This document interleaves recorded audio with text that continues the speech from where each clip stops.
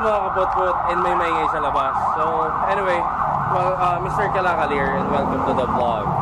Alright guys, so we're here at Rusi Junction dahil eto na, kinuha na, hindi, charot lang. We're here at Rusi Junction because I'm gonna have Thomas 400 checked by our Ka POTPOT Jason. So if you remember yung mga series of vlogs natin, ayan, laging si Jason ang final inspection ko sa mga bawat kliyente na ginagawa ko mga bike. So ito naman si Thomas 400, I like Jason to check it before I use it sa expressway para sure ball na sure ball. Alright, so samahan nyo kami sa aming activity as we check the bike and share to you ano yung mga recent developments sa kanya. Here we go in 3, 2, 1.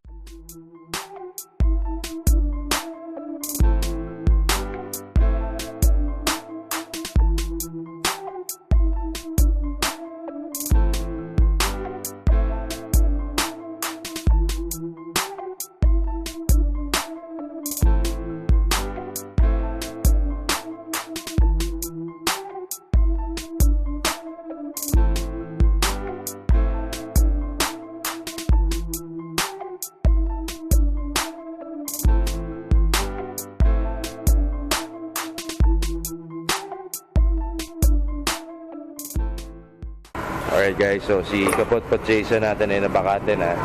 Now he's just gonna check the bike, anong sitwasyon and anong kondisyon.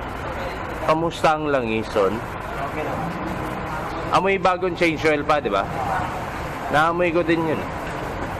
So kasi I might use this sa Monday sa NLEX, so before I do that, dapat ma-check na to.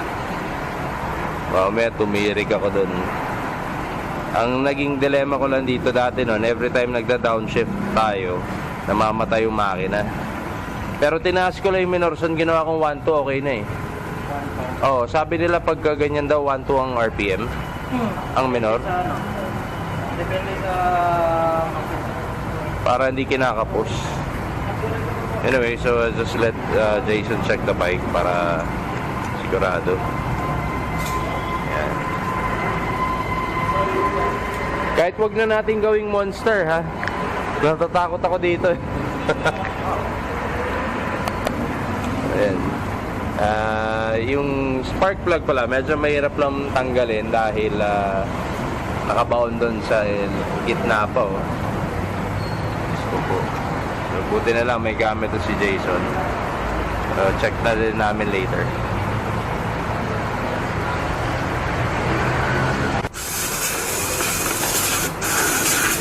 Alright, nabaklas na yung filter, yung dumi. So, kalinig kami. Ayan, mga litubok. Woohoo!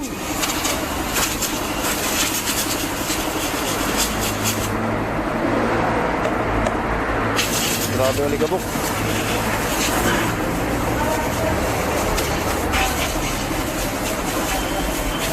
Grabe. Ganyan kalaki filter niyan, guys. Laki ng filter niya, no?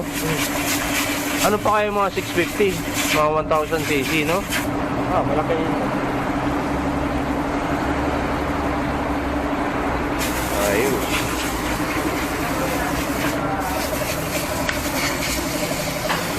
Nice. Ano bumili? Bumili. Alright guys, so nabaklas na yung spark plug. Kahit NGK na lang din. Wow. Ayan, no? Boom. Item. So, anong reading yan pagka ganyan? Rich. Rich. Yun yung sabi mo, malakas yung pihit ng gas, konti yung hangin. Oo. Okay. Kano lang bumili Yun, sa inspection. Mainit eh, wait lang mga kapotpot. Nag-uusap lang kami. Babos. Alright guys, so we just replaced the spark plug with yung G-Power na. Ngayon, so tatry na namin ito, no? Dahil yan nga, masyadong rich.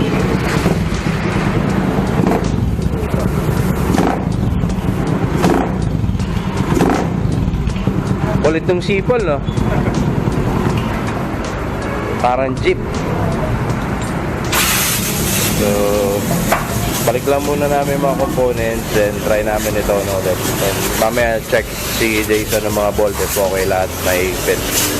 At ako yung mag-NLEX with Tomas 400.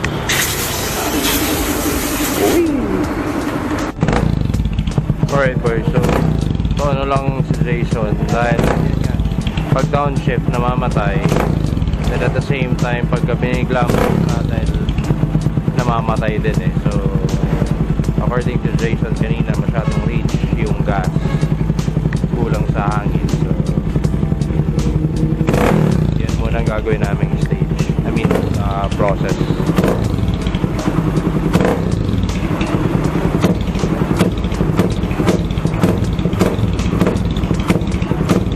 And mamaya linis.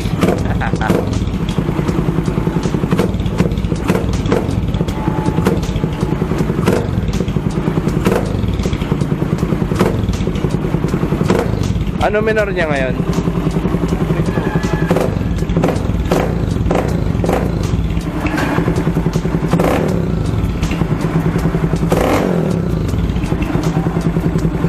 Hindi siya bagsak na bagsak, no? Doon siya namamatay pag bumabagsak.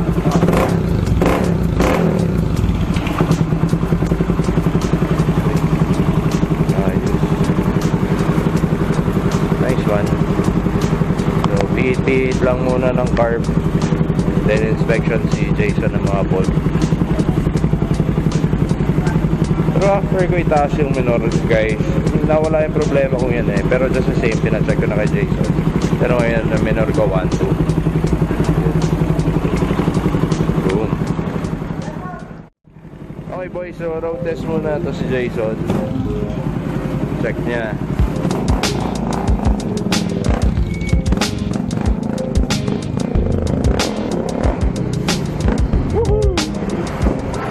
Init.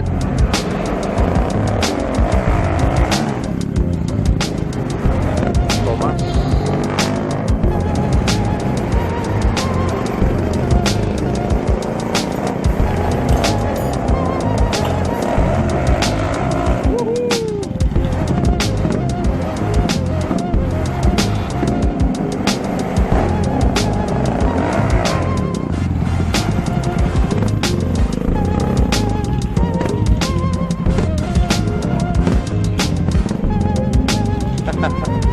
Kulit ng pipe ko, ingay. Ang hirap i-neutral.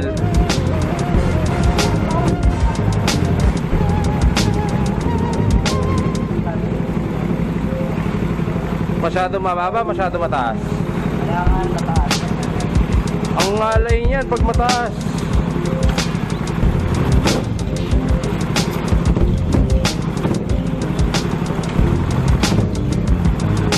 Ang ngalay.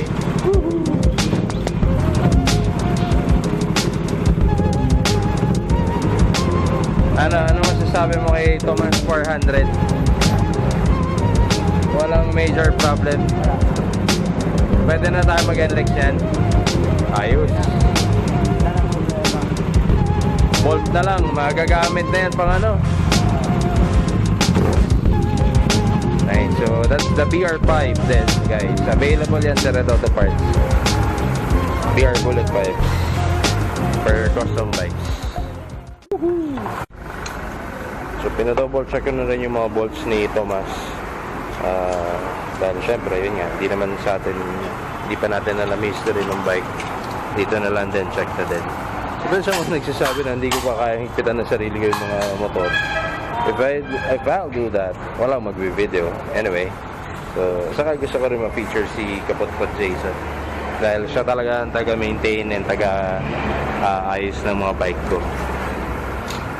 At ng bikes na galing kay Kalakal, dumaan muna sa kamay ni Jason. So, depending on his recommendation if the bike is roadworthy or not. So, yun yung agenda or yun yung mga pinapagawa ko kay Jason. So, speaking of, meron pala ako ulit isa pang papagawa kay Jason na keyway sa client natin. So, abangan nyo yung video nyo na abangan nyo yung video na ilalabas ko doon. Fit muna, double check, then mamaya detailing naman ako doon.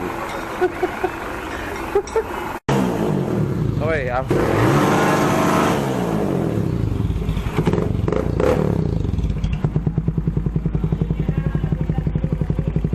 Ano yan?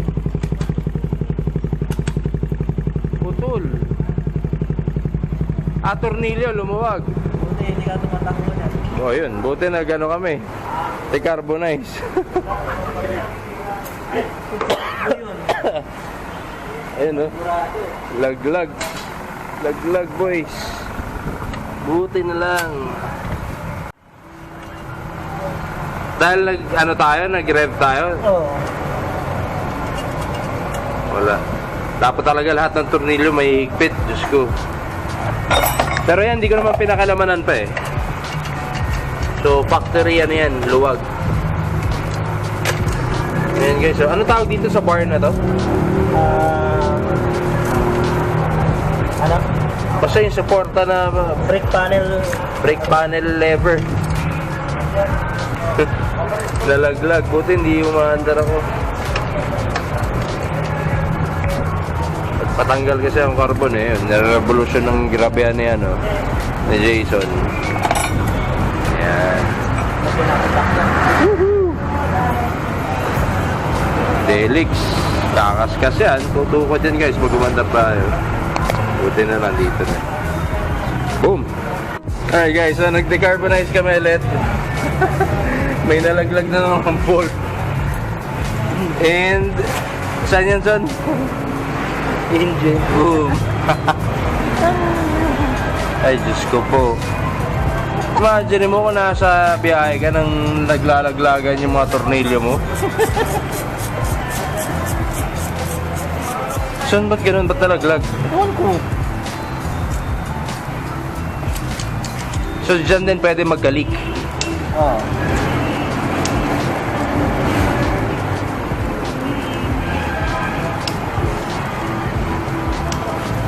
Natuwa ba? Ang bira.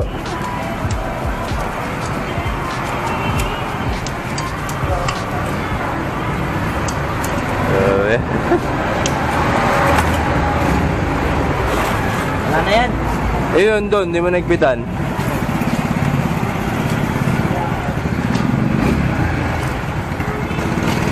Maluwag din. Sikip naman. Taka ako, bakit nalaglag yun? Grabe naman yun.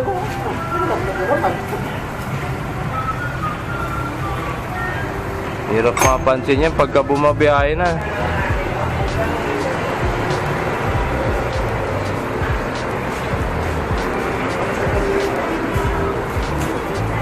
Umiilaw yung taillight ko pagka nire-revolution mo. Ay, napakan mo?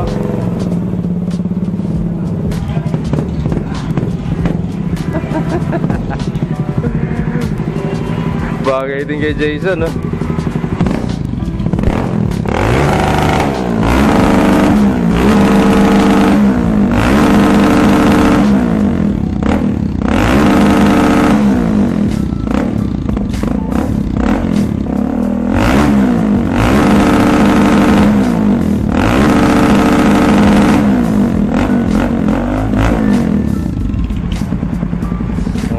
Tanggal carbon. Double check ganun mga naglaglagan na naman. Diyan ko na lang nilagay para ano eh. Well, sana wala na malaglag. Pero sarap. Tanggal carbon. Ngayon tanggal naman tayo na alikabok. Hugas tayo dito. May hose doon, no? Detail tayo ng bike. Okay guys, so tapos na rin tayo mag-detail ng motor. Ayan ito, papahinga na rin si Ka POTPOT Jason. So ito na si Tomas 400, ready to fight na sa expressway. So I might use this on the weekend. I might go to Pampanga or siguro by Monday na. So quick recap of what we did or what Jason did is first nag-spark plug reading siya, then tono sa carb, yung air and fuel mixture inayos niya. And dinoble check niya rin yung mga bolts, inalay niya yung mga dapat ma-align. Ito, pinaayos ko na rin to. Ang higpit na niya, boom, mahigpit na, hindi na ako makakalog-kalog. So I think the bike is already roadworthy. Nagpatanggal carbon na rin tayo kanina. Feeling ko kasi pag ako gumawa baka makasabog ko eh. So habang kinakarbo, naglaglagay yung mga tornilyo. So buti na lang chinek niya. Pinadjust ko na rin yung kadena dahil maluwag. So I believe everything is okay with this bike. So more on aesthetics na lang gagawin natin dito. And hopefully after my expressway run, I'm gonna change the oil. Bago pa raw kasi yung oil, sabi ni Jason eh. Okay, so si Ka POTPOT Jason, nagpapahinga na. Ano son, anong masasabi mo about the Cafe 400? Okay naman. Okay naman siyang gamitin. Ganda gamitin ngayon. So ang change oil nito dati sa Classic 250, sabi mo 500 ako ito. Pwede parehas lang. 500 din? Ang lakas niyan. Hindi pwedeng 1,000? Ha? Hindi pwedeng 1,000? Parehas lang ng ano, ikot lang sa ano yun. Naku po. Kung mahal pa na ang gasto sa langis nito, 2.2 liters. Ha? 2.2 liters. Ano na, 2 litro lang. Pero okay na, pwede na yan bumiyahe. Oo, pwede na pumiyahin na malayo. Okay. Kasi wala na nagaglagan. So yun, you heard it from our Ka POTPOT Jason. So I'm gonna use Thomas 400 soon sa expressway. Sana lahat maging okay. And I'm gonna do a vlog about my expressway experience. First time mga Ka POTPOT. Okay? So I guess I'll be ending the vlog from here. And maraming salamat sa pagsama niyo sa aking activity dito sa Junction together with Thomas 400. Alright? So once again, this is your boy Mr. Kalakal. Now signing off. Ciao. Whee! Good night everyone. Ride safe and God bless palagi. Peace.